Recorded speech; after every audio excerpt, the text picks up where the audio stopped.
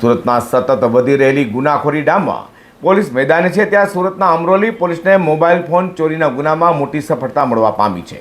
ત્રણ ગુનામાં wanted mobile phone ચોર આરોપીને ઝડપી પાડી અમરોલી પોલીસે મોબાઈલ ચોરીના 3 ગુનાનો ભેદ ઉકેલી કાઢ્યો છે। સુરત શહેરના અમરોલી પોલીસે મોબાઈલ ચોરી કરતી ગેંગનો પર્દાફાશ કર્યો છે।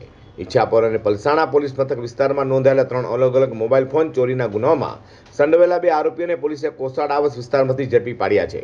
આ પકડેલા આરોપીઓમાં સોહેલ ઉર્ફે બાપુ ઉર્ફે બટકો શકીલ શેખ અને સમીર શમસુદ્દીન શેખનો સમાવેશ થાય છે।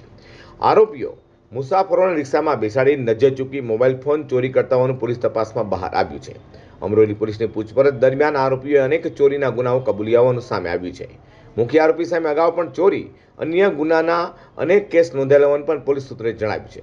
પોલીસે બંને આરોપીઓની ધરપકડ કરી 3 મોબાઈલ ફોન ચોરીના ગુનાઓ ડિટેક્ટ કર્યા છે।